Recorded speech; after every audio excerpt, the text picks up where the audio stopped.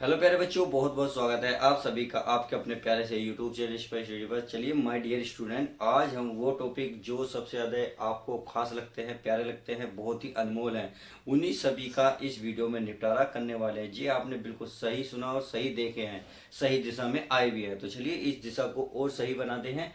तो क्वेश्चन को बड़ी ध्यान से पढ़ेंगे, एक एक क्वेश्चन बड़ा बेस्ट इंपॉर्टेंट है एग्जाम के पॉइंट ऑफ व्यू से। तो एक एक क्वेश्चन को बड़े ध्यान से पढ़ेंगे। और आज जो है लाभ और हानि यानी कि प्रॉफिट लॉस का नेक्स्ट चैप्टर है। तो इसमें एक दुकानदार अपना लाभ प्रतिशत विक्रय मूल्य का 25% ज्ञात करता है। वास्तविक लाभ क्या है ये हमसे पूछा है। ये अगला नेक्स्ट है। अब इससे अगला ये भी बिल्कुल देखिए सेम थोड़ा सा है, परंतु इसमें भी चेंज है। इससे अगले ये जो क्वेश्चन है ये थोड़े से हार्ड है, अर्थात ये थोड़े डीप में जाते हैं। डीप को हम थोड़ी सी गहराई में समझेंगे, फिर इसका हम शॉर्ट ट्रिक भी समझेंगे। तो चलिए एक एक क्वेश्चन को बड़ी आसानी से निपटारा करते हैं। तो ये क्वेश्चन है पहला ही। ये कह रहा है एक दुकानदार अपना लाभ यानी कि जो लाभ प्रतिशत है वो विक्रय मूल्य का 25% क्या करता। इसका मतलब है प्यारे बच्चे प्रॉफिट जो है किसका, विक्रय मूल्य का 25%। 25% का मतलब है और किसका, विक्रय मूल्य। विक्रय मूल्य मतलब सेलिंग प्राइस। बस तो यहां से 25% का 1/4 हो गया सेलिंग प्राइस। इसका क्या मतलब हुआ, इसका मतलब मैंने पिछली वीडियो में कई बार बताया भी है। अगर प्रतिशत आपने चैप्टर देखा तो उसमें भी मैंने बहुत आसानी से डिटेल में बताया था। भाई जो यहाँ जो ये होता है लिखा हुआ, ये उसका अंक नीचे वाला होता है। यानी कि सेलिंग प्राइस 4 रुपए का है, 5 रुपए का प्रॉफिट है।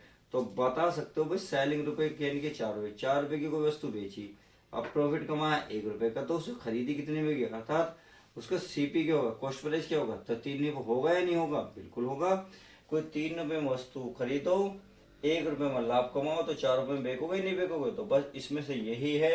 अगर वास्तविक लाभ क्या होगा, तो बहुत सिंपल क्वेश्चन है। प्रॉफिट पूछ रहा है तो प्रॉफिट बराबर क्या फॉर्मूला आता हो, प्रॉफिट यानी कि प्रॉफिट 1/CP। सीपी कितना 3 और गुणाम कितना आएगा 100।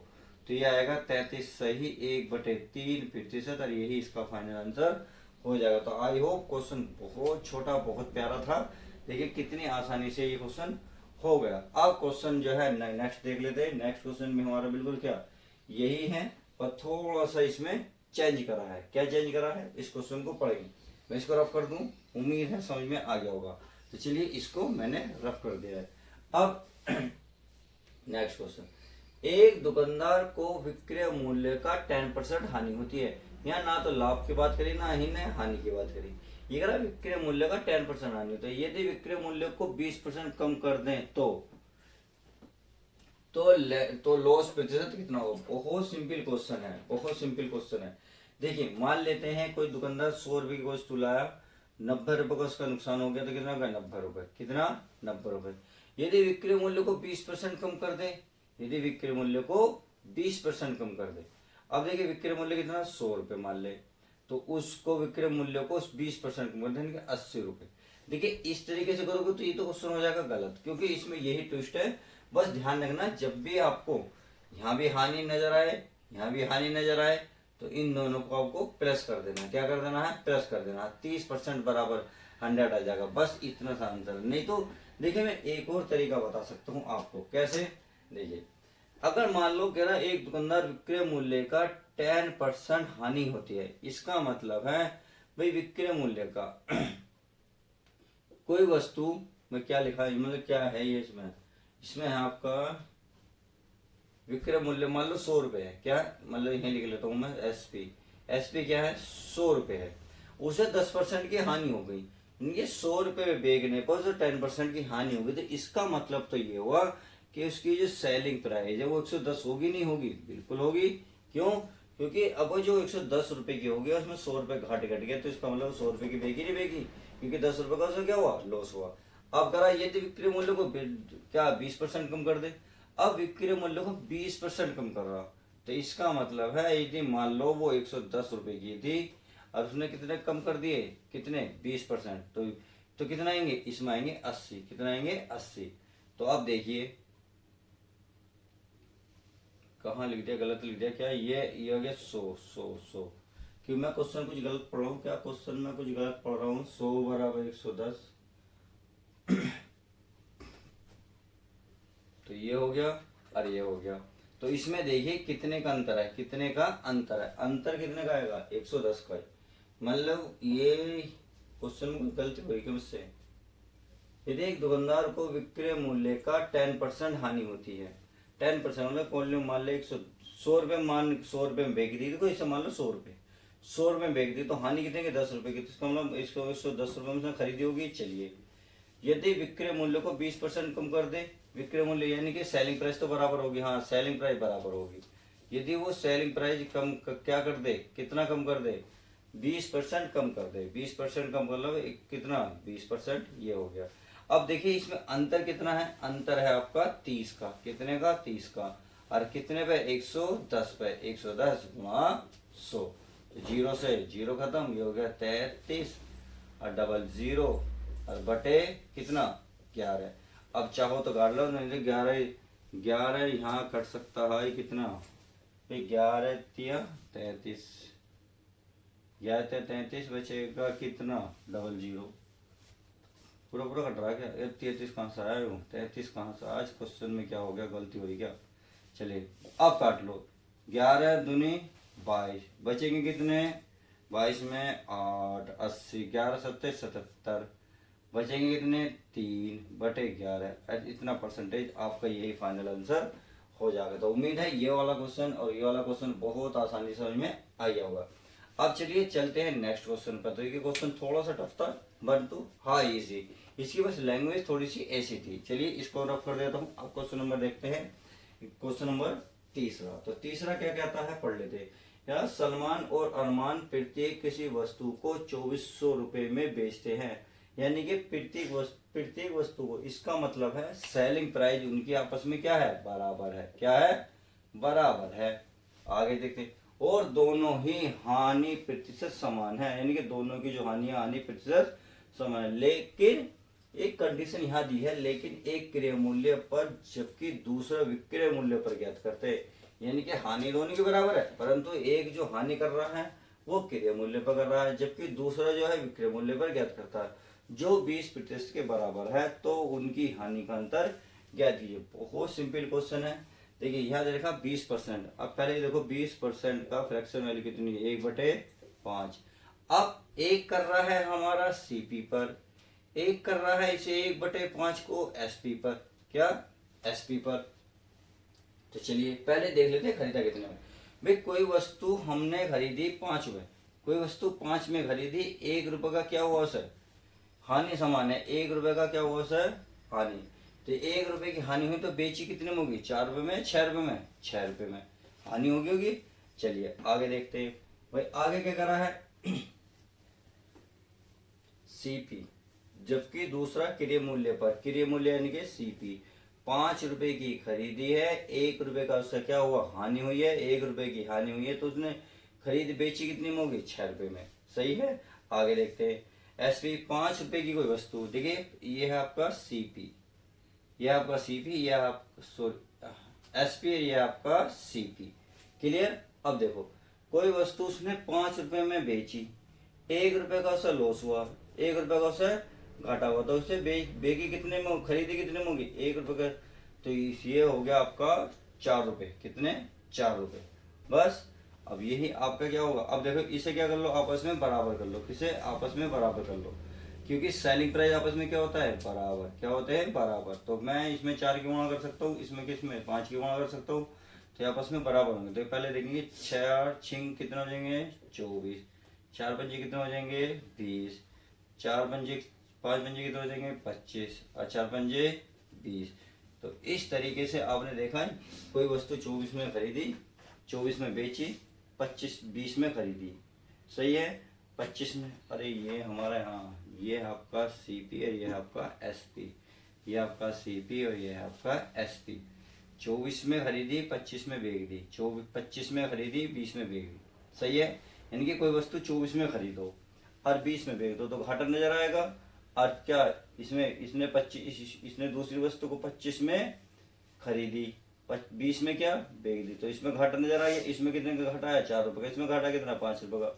आगे करा हानि का अंतर, लेकिन एक क्रय मूल्य पर जबकि दूसरा विक्रय मूल्य पर ज्ञात करता है। देखिए पर प्रत्येक वस्तु कितने में बेच रहा है वो 2400 रुपये में। और जबकि हमारा कितना आ रहा 20 रुपये, तो 20 बराबर है 24 के, कितना 2400 के। अब कह रहा उनका हानि का अंतर बताओ, तो हानि इसमें है कितनी की भाई, इसमें हानि देखो 24 में 25 में कितने की 4 की, इसमें कितने की आई 5 की, सॉरी 5 की। तो इसमें अंतर बताओ कितने का, 1 का, तो 1 बराबर निकाल लो। तो 24 बटे में 20 गुणा 1, 0 से 0 खत्म, यह आएगा 120, और ये इसका फाइनल आंसर हो जाएगा। क्वेश्चन समझ में नहीं आया, चलिए एक बार और समझा देते हैं, क्वेश्चन समझा देते हैं। एक दुकानदार को विक्रय, एक सलमान और अरमान प्रत्येक किसी वस्तु को 24 रुपये बेचते हैं, सही है, बेच रहे हैं, और दोनों ही समान हानि, दोनों ही की जो है हानि समान समान है, लेकिन एक क्रय मूल्य पर जबकि दूसरे विक्रय मूल्य पर ज्ञात करता है। तो पहले ए 20 जो 20% के बराबर है, 20% निकालो 1/5, उसका सीपी और एक निकल गया एसपी। अब चलिए एसपी की बात कर लेते हैं। कोई वस्तु 5 में बेची, सही है, 1 रुपए का उसका नुकसान हुआ, 5 में बेची 1 रुपए का नुकसान हुआ, तो बताओ उसने खरीदी कितने में होगी, उसने खरीदी कितने में होगी, खरीदी उसने 4 रुपए में होगी नहीं होगी, सॉरी 5 रुपए में, उसने 4 रुपए में बेच दी, सही है, ये हो गया। अगला, अब कोई वस्तु कितने में खरीदी उसने, कितने में खरीदी 5 रुपए में, 1 रुपए का नुकसान हुआ, तो बेची कितने में होगी 6 रुपए में, बस ये आपका आंसर होगा। डिफरेंट निकाल लेंगे, क्वेश्चन इजी है। चलिए अब नेक्स्ट क्वेश्चन देख लेते हैं, क्वेश्चन नंबर 4। तो क्वेश्चन नंबर 4 भी देखिए, इसको मिटा देता हूं। अब कर लेते हैं नेक्स्ट सवाल। ये कह रहा है उस वस्तु का विक्रय मूल्य ज्ञात करें जिसे दो दुकानदार समान मूल्य पर बेचने पर, समान मूल्य क्या है बेचना, यानी कि एसपी भी इसने क्या दिया बराबर दिया है, एसपी भी इसने प्यारे बच्चों बराबर दिया। बेचने पर प्रत्येक को 25% का लाभ होता है, जबकि एक लाभ को क्रय मूल्य पर दूसरे विक्रय मूल्य पर ज्ञात करता है यदि दोनों के लाभों का अंतर 32 रुपये हो। तो चलिए निकाल लेते हैं, बिल्कुल आपका अंतर दे रखा 32, 25% का लाभ है, 25% बराबर है 1/4, किसे है सीपी, और 1/4 होगा एसपी, क्या एसपी। अब बताएं कोई वस्तु 4 रुपए में उनने खरीदी, 1 रुपए का उसे लाभ हुआ, तो बेची कितने में, सीपी और एसपी कर लो। कोई वस्तु 4 रुपए में खरीदी, सही है, 1 रुपए का लाभ हुआ, तो बेच कितने में होगी 5 में, कितने में 5 में। चलिए आगे देखो, एसपी कोई वस्तु 4 रुपए में क्या ने बेची, क्या करी उनने बेची, 1 रुपए का उसे लाभ हुआ, तो उसने खरीदी कितने में होगी 3 रुपए में खरीदी होगी, 3 रुपए में नहीं खरीदी होगी, बस हो गया इतना सा अंतर। अब देखिए हमेशा सीपी क्या होता है बराबर होता है, क्या होता है सीपी बराबर होता है। तो इसमें यदि मैं 3 की गुणा करूंगा तो ये बराबर हो जाएगा, 4 की करूंगा तो बराबर, जो है 3 की करते तो सारी लाइन में होता है, तो ये होता है आपका क्या 4 तिया 12 और 3 पंजे 15, 4 तिया 3 चौक 12 या 4 तिया 12, 12 यानी कि आएगा तो सब कुछ बराबर ही, और 4 चौक 16।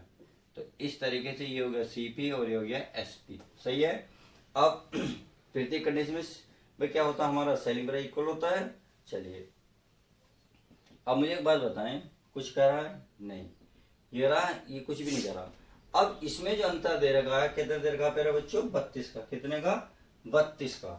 तो चलिए 32 का निकाल लेते हैं, 32 यानी कि इसमें अंतर कितने का है 1 का, तो 1 बराबर कितना हो जाएगा 32, 32। और वो जगह इसमें कुछ दिया है, क्या इसमें कुछ दिया है, इसमें कुछ भी नहीं दिया है, कुछ भी प्यारे बच्चों नहीं दिया है।